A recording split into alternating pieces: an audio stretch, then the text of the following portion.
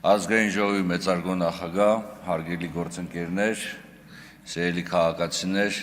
ես առաջի անգամ չեմ այս ամբիոնի մոտ, բայց երևի թե այս ելույթը կլինի ոչ ստանդարտ ելույթ, ոչ ստանդարտ կարգավիճակում։ Իհարկե, ինձ բնորոշ հումորի համապատասխան պետք է ասեմ, որ նաև առաջ դրել որպեսզի հնարավորություն ունենամ առաջի անգամ իմ խորհրդարանական գործունեության ընթացքում ունենամ մինչև 30 րոպե տևողության ելույթ, որովհետև նախկինում որևիցե անգամ նման հնարավորություն չեմ ունեցել։ Իհարկե կխնայեմ եւ ձեր համբերությունը եւ ժամանակը եւ կփորձեմ հնարավորինս լակոնիկ լինել, ինչքան այդ լակոնիզմը բնորոշ է իրավաբաններին իհարկե։ Ինձ համար մեծ պատիվ եւ մեծ պատասխանատվություն է լինել առաջադրված Սահմանադրական դատարանի դատավորի պաշտոնում։ Մեծ պատիվ, որովհետև յուրաքանչյուր իրավաբանի համար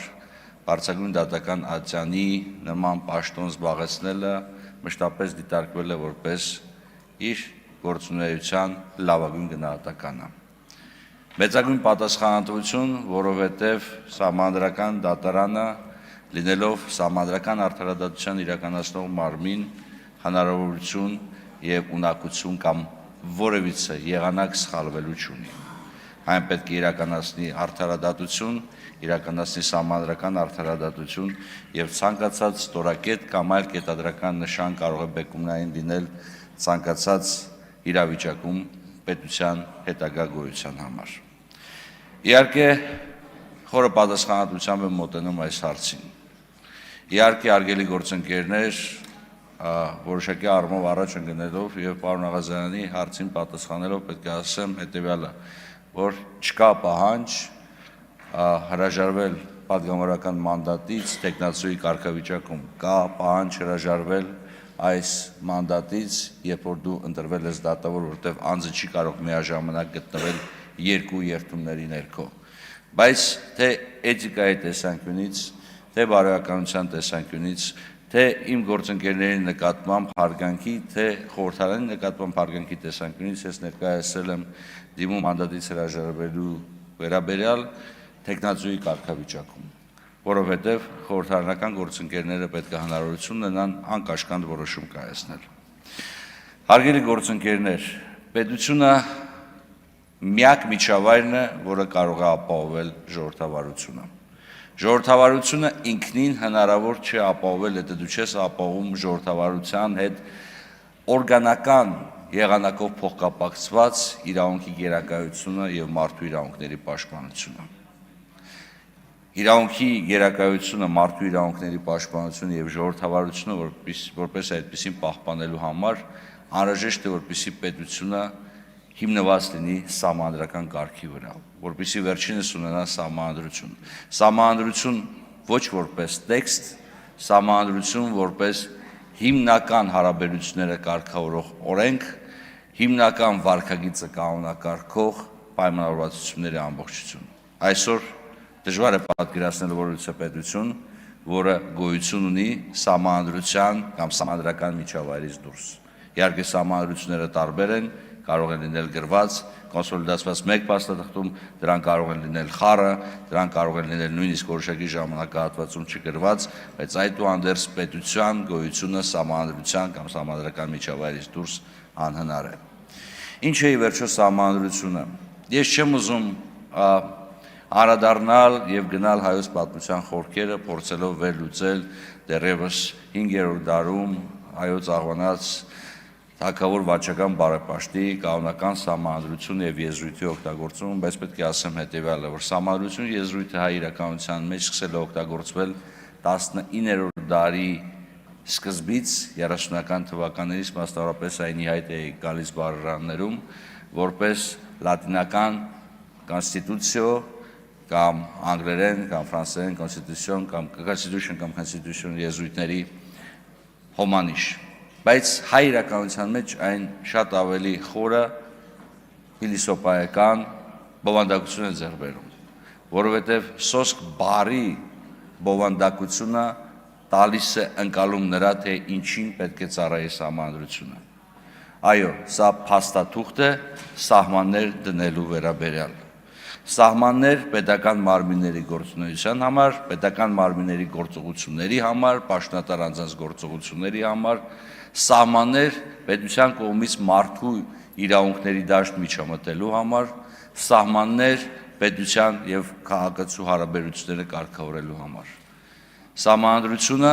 փաստաթուղթ է, որը հնարավորություն է տալիս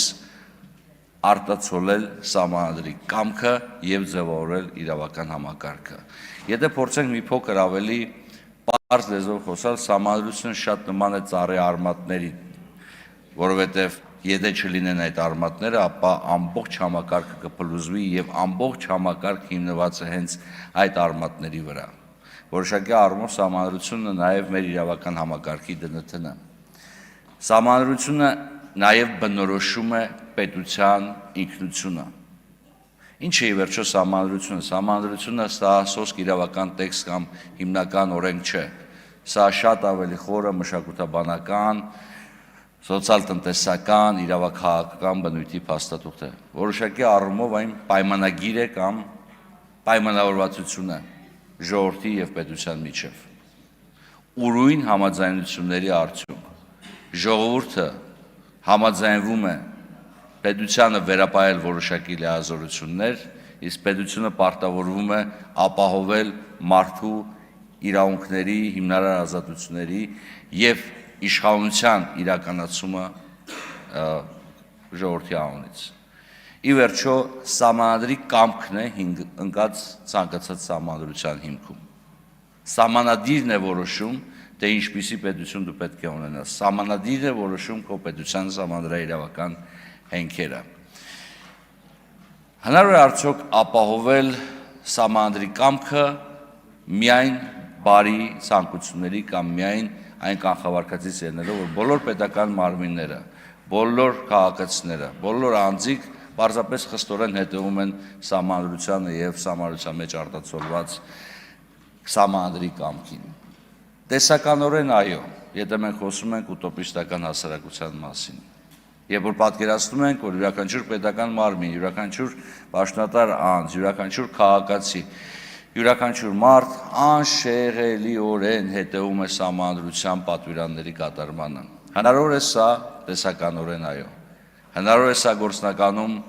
ցավոք ոչ կամ ցավոք դեռ ոչ, որովհետև պետական ապարատում,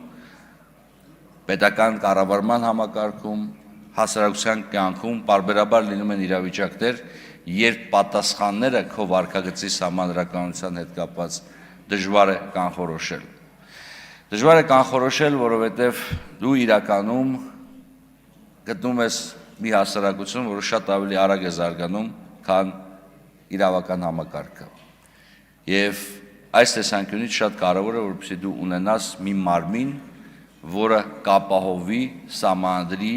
կամքի անշեղորեն կատարման հնարավորությունը։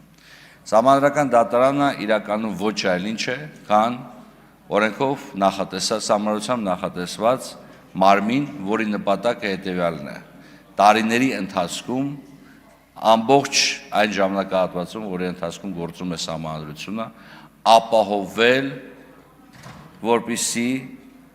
սահմանադրի կամքը հնարավորինս արտացոլվի, սահմանադրի կամքը հնարավորինս պահպանվի։ Ասում են, որ սահմանադրությունը լուր դատավոր է, իսկ սահմանադրական դատարանը դառնում է խոսող օրենք, մեկնաբանելով, պարզաբանելով եւ զարգացնելով սահմանադրությունը որպես այդպիսին։ Հարգելի գործընկերներ, իհարկե սահմանադրական դատարանները եւ համանման հաստատությունները, որոնք գործում են տարբեր երկրներում, զերծ չեն մարտահրավերներից։ Մարտահրավերներ առկա են նաեւ այսօր եւ ոչ միայն Հայաստանի Հանրապետության սահմանադրական դատարանի, այլ նաեւ սահմանադրական արդարադատություն իրականացնող ցանկացած այլ մասնագիտացված հաստատության համար։ Այդ մարտահրավերները տարբեր են։ Իհարկե շատ դժվար է պատկերացնել, թե ինչպես սահմանադրական արդարադատությունը պետք է իրականացվի թվային հասարակությունում։ Արհեստական բանականությունը, արհեստական բանականության գործիքները, թվային հեղափոխությունը եւ այլն էական փոփոխություններ են բերել մեր կյանքում։ Եվ սա մեծ ազդեցություն է ունենում այդ թվում սահմանադրական արդարադատության բովանդակության վրա։